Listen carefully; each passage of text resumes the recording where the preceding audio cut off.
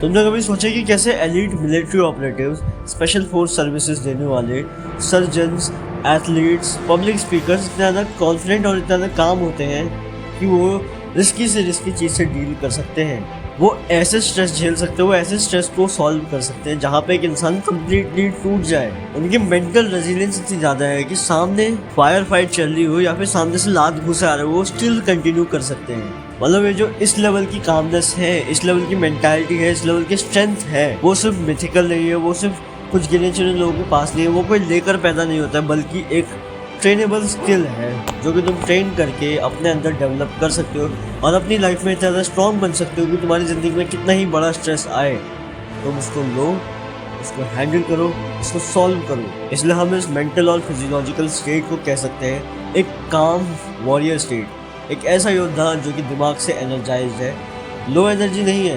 काम is not equals to low energy, but वो energised है, बट वो फोकस्ड है।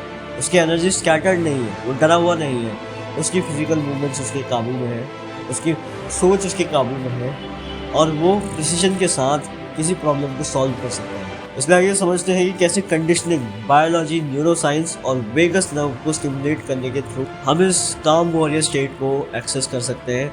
और सिर्फ एक्सेस ही नहीं, अपनी ज़िंदगी में इसका बहुत ज़्यादा यूज़ कर सकते हैं। हम अपनी पूरी आइडेंटिटी इसके अराउंड बेस कर सकते हैं।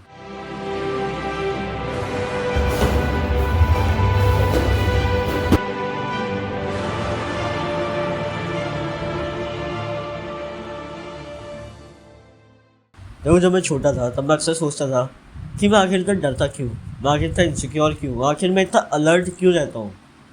मैं जब भी कहीं जाता हूँ जहाँ पे लड़के दिखते हैं, मुझे कहीं पर लड़ाइयाँ दिखती हैं, मैं इतना ज़्यादा शॉक क्यों रहता हूँ, मैं इतना डर क्यों जाता हूँ। मैं हमेशा अलर्ट रहा हूँ अपने लिए, अपने साथियों के लिए, अपनी फैमिली के लिए, क्योंकि when I was a kid मैंने कुछ चीज़ें फेस करी, कुछ ट्रॉमा फेस करे जो कि मेरे लिए सॉल्व करना मुश्किल थे। मैं उसके बारे में अवेयर नहीं था कि इन चीज़ों को सॉल्व भी करना होता है। तो एक बच्चा ऐसे में एक्सट्रीम सोल्यूशंस अपनाता है जो कि है फाइट, फ्लाइट और फ्रीज। अब एक बच्चा फाइट और फ्लाइट कर नहीं सकता है तो वो तीसरा ऑप्शन चुनता है जो कि है फ्रीज, जिसकी वजह से टिल नाउ मेरे साथ चीज़ें होती थी जहाँ पे मैं सीरियस चीज़ों के बीच में फ्रीज हो जाता था। मैं हमेशा बहुत ज़्यादा अलर्ट रहता था कि मेरे लुक्स तो ख़राब नहीं हो रहे, कहीं कोई मुझे देख के कोई मेरी बेइज्जती तो नहीं कर देगा, कहीं कोई मुझे मारेगा तो नहीं। जो कि बचपन में कुछ चीज़ें के होने की वजह से मेरे शेप हुआ था, मगर मैं जब बड़ा हुआ मैं इस बारे में अवेयर हो गया एंड थैंक गॉड मैं हुआ। क्योंकि बचपन में मैं सोचा करता था कि आखिर जो मेरे चाचा हैं, आखिर जो मेरे अंकल हैं, आखिर जो मेरे पापा हैं, आखिर जो मेरे बड़े कजिन्स हैं, इनको देखता तो सोचता था कि यार ये इतना ज़्यादा चिल कैसे है, ये इतना ज़्यादा काम कैसे है, इनको डर नहीं लग रहा। ये कहीं भी बाहर जाते हैं इनको क्या डर नहीं लगता कि कोई चोर उचक्का आ जाएगा, कोई इन्हें परेशान करेगा, कोई इन्हें मार पीट देगा, क्या इनको बेइज्जती का डर नहीं लगता। ये अपने मनपसंदीदा गाने सुन सकते हैं, गा सकते हैं, इनको डर ही नहीं लगता। ये लोग खुल के एंजॉय कर रहे हैं, इन लोगों को किसी प्रॉब्लम का डर भी नहीं है। ऐसे कई सारे इंस्पायरिंग फिगर्स रहे मेरी ज़िंदगी में, not just male, females also. इसलिए मैंने एक चीज़ करी जिसने मेरी साइकोलॉजी को पूरी तरीके से बदल दिया, क्योंकि I was also in the growing phase जहाँ पे मेरा दिमाग बहुत ज़्यादा न्यूरोप्लास्टिक है, बहुत ज़्यादा मैलिएबल था। बोली होने की वजह से और फिजिकल फाइट्स हो जाने की वजह से बचपन में काफ़ी ज़्यादा मेरा हमेशा से डर यही रहता था कि कहीं कोई मुझे फिजिकली हार्म ना करे।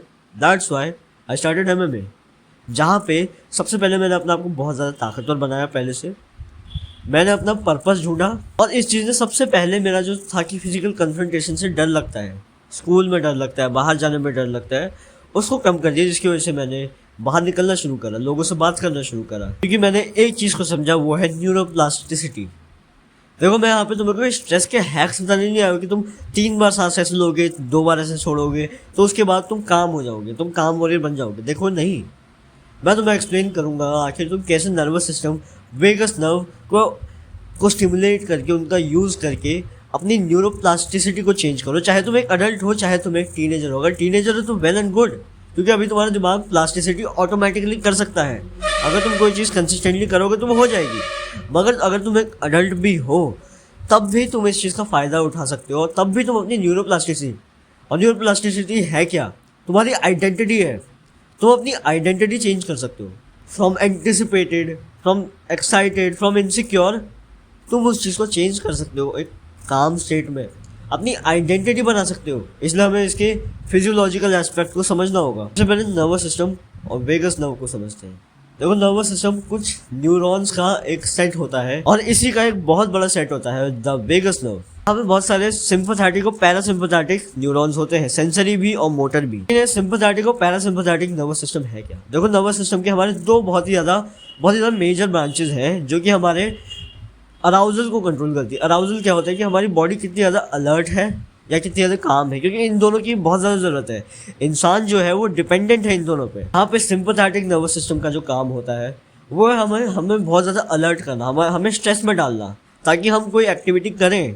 हमें पावर देता है ये। और ये जब ज़्यादा होता है तब हम ओवर थिंक करते हैं, हम इनसिक्योर होते हैं, तब हम डरते हैं। दूसरी तरफ जो पैरासिम्पैथेटिक नर्वस सिस्टम होता है वो होता है हमें काम करने के लिए, हमें स्लीप की स्टेट में डालने के लिए, हमें रिकवर कराने के लिए। लेकिन एक्चुअल में जो काम और ये स्टेट की मैं बात कर रहा हूँ वो किसी एक चीज़ से नहीं आती है, वो पैरासिम्पैथेटिक से नहीं आती है, वो सिंपैथेटिक से नहीं आती है, वो आती है इन दोनों को मास्टर कर लेने से। इसलिए सबसे पहले सिंपैथेटिक का रोल समझते हैं। देखो, सिंपैथेटिक नर्वस सिस्टम का रोल होता है हमें परफॉर्म कराना, ताकि हमारी परफॉर्मेंस जो है हम बेस्ट से बेस्ट परफॉर्मेंस दे पाए, हम अचीव कर पाए ज़िंदगी में चीज़ें। क्योंकि अचीवमेंट और परफॉर्मेंस ही हमें प्रूव देती है कि हम बहुत ज़्यादा एक्सट्रीम चीज़ें भी झेल सकते हैं। अगर कोई मिलिट्री ऑपरेटिव एक फायर फाइट करके आ रखा है तो वो नॉर्मल चीज़ों से नहीं डरेगा, क्योंकि उसे पता है कि मैंने फिजिकली एक ऐसी चीज़ भी झेली है। अगर कोई MMA फाइटर एक बड़े लेवल पे एक स्टेज पे फाइट करके आ रखा है जहाँ पे उसको बहुत सारे लोग देख रहे हैं, उसने एक बंदे से फाइट करी है, तो उसका कॉन्फिडेंस इंक्रीज होगा, उसका काम इंक्रीज होगा, क्योंकि उसने एक ऐसी चीज़ करी है जो कि उसने पहले कभी नहीं करी थी। उसने अपने आप को प्रूव दिया है कि मैं इतनी चीज़ें झेल सकता हूँ। इसीलिए सिंपैथेटिक नर्वस सिस्टम का फ़ायदा उठाना उतना ही ज़रूरी होता है। और इसके लिए प्रैक्टिकल बायोलॉजिकल टूल्स जो हैं और सिंपैथेटिक नर्वस सिस्टम को इंक्रीज करके तुम अचीवमेंट्स बनाओ, ताकि तुम खुद को प्रूव भी दे सको, एट द सेम टाइम तुम न्यूरोप्लास्टिसिटी को इन्हेंस कर सको। और टीनेजर्स में इन्हेंस करने की ज़रूरत भी नहीं होती, क्योंकि उनकी 20-21 जो हमारे अर्ली 20s होती है, तब तक हमारी जो दिमाग होते हैं, जो न्यूरॉन्स होते हैं, वो वायर हो ही रहे होते हैं। तो हम उनमें जैसी आदतें डालेंगे वैसी आदतें बन जाएंगी। मगर अडल्ट्स के लिए काफ़ी ज़्यादा यूज़फुल हो सकता है, क्योंकि ये उनकी न्यूरोप्लास्टिसिटी को एक्सट्रीमली ट्रिगर कर सकता है। अडल्ट्स में न्यूरोप्लास्टिसिटी तब होती है जब वो किसी चीज़ पे इंटेंस फोकस डालते हैं। इसलिए पहला टूल है कंपाउंड मूवमेंट्स। ऐसे मूवमेंट जिसमें हमारी बॉडी की जो बड़ी मसल ग्रुप्स हैं, हमारा कोर, हमारी पुश मसल्स, यानी कि जो जब हम कुछ पुश करते हैं सिर्फ हमारी चेस्ट यूज़ नहीं हो रही, हमारे चेस्ट यूज़ होते हैं, हमारे फ्रंट डेल्ट्स यूज़ होते हैं, हमारे ट्राइसेप्स यूज़ होते हैं, हमारे फोरआर्म्स यूज़ होते हैं, हमारा स्कैपुला यूज़ होता है, हमारा कोर भी कई हद तक यूज़ होता है। हम जब भी कुछ ऐसी मूवमेंट्स करें जैसे कि वेटेड स्क्वाट्स, रनिंग, पुलअप्स, तो वहाँ पे हमारा कोर इंगेज हो रहा है। बैक जो कि एक बहुत बड़ी मसल ग्रुप है वो इंगेज हो रहा है। हमारे लेग का पीछे का पोर्शन, हैमस्ट्रिंग, ग्लूट्स, काव्स, या फिर हमारे सामने का पोर्शन, क्वाड्स एक्सेट्रा, इनको जब हम मूव करते हैं तो हमारी बॉडी में एड्रेनालिन रिलीज होता है, जो कि कुछ चंद समय में तुम्हें बहुत ज़्यादा अलर्ट, एक मोटिवेटेड और एक नेचुरल डोपामिन वाली सिचुएशन में डाल सकता है। और इससे एक बेनिफिट और होता है जो कि बहुत ज़्यादा क्रूशियल है।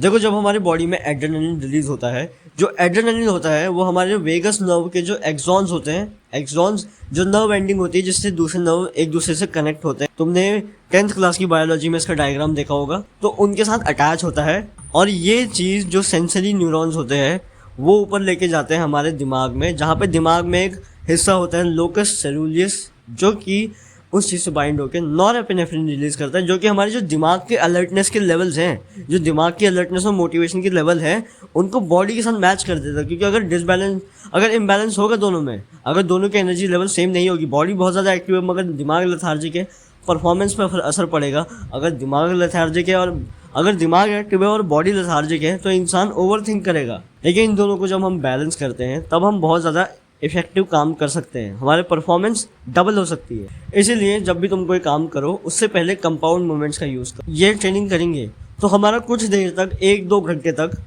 हमारा जो नॉरएपिनेफ्रिन है, हमारा जो एड्रेनालिन है, वो पीक पे रहने वाला है। तो ऐसे में हम ज़्यादा अचीव कर पाएंगे। ऐसे हमारी जो न्यूरोप्लास्टिसिटी है वो ट्रिगर होगी, और इसको ओवर टाइम ऑन पर्पस करके तुम इसके फ़ायदे ले सकते हो और अपने न्यूरोप्लास्टिसिटी को रिवायर कर सकते हो, ट्रिगर कर सकते हो। रिवायर पूरा नहीं, मगर ट्रिगर कर सकते हो उस चीज़ को, लेकिन अब ये ट्रिगर करना ये होता क्या है? देखो, न्यूरोप्लास्टिसिटी ट्रिगर होने का मतलब होता है कि हमारा एक ऐसा मोमेंट जहाँ पे हम कोई चीज़ को प्रैक्टिस कर रहे हैं, हम स्ट्रगल लगा रहे हैं, जहाँ पे हमारा पैरासिम्पैथेटिक एक्टिव है, जहाँ पे हम मेहनत कर रहे हैं, किसी चीज़ को देख रहे हैं, हमें इंस्टेंटली वो नहीं आएगा।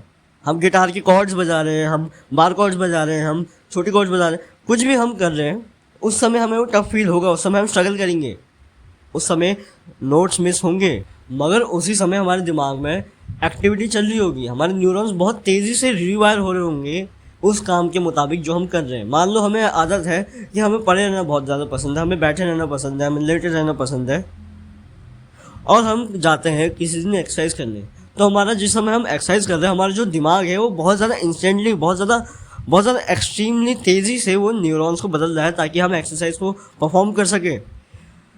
यानी कि इस समय ट्रिगर हो रही है, इस समय हमारी जो ऐसे सीमेंट गीला है अभी, वो अचानक से ही मोल्ड नहीं हो जाएगा। ये चीज़ मोल्ड होती है स्लीप के दौरान, ये चीज़ मोल्ड होती है रिकवरी के दौरान, ये चीज़ मोल्ड होती है जो सीमेंट जो ठंडा होता है और जो वो एक सेट को एक फॉर्म जो लेता है ना।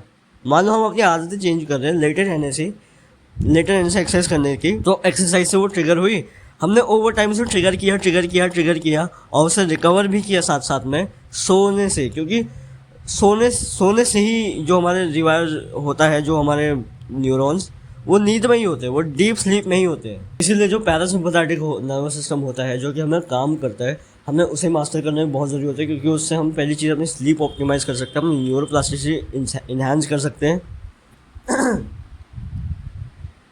और पैरासिम्पैथेटिक नर्वस सिस्टम को यूज़ करना सीख सकते हैं। यहाँ पे कुछ बहुत ही सिंपल से टूल्स आते हैं, जैसे कि एक्सेल। देखो, जो एक्सेल होता है उसके पीछे एक मैकेनिज्म होता है हमारे पैरासिम्पैथेटिक नर्वस सिस्टम को एक्टिवेट करने का, बट ये टू सम लेवल हमारी कामनेस को इंक्रीज कर सकता है। जस्ट हमें पर्पसफुल अवेयर होके एक्सेल करना है, डीप ब्रीदिंग।